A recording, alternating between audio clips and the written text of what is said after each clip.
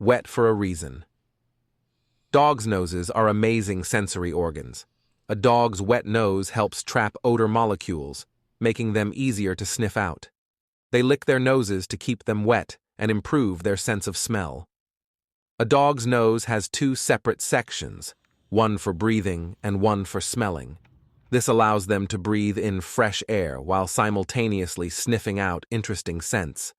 Dogs can smell in 3 dimensions. This means they can not only detect the presence of a scent, but also pinpoint its exact location in the environment. This is due to the way their nose perceives odor molecules from slightly different angles.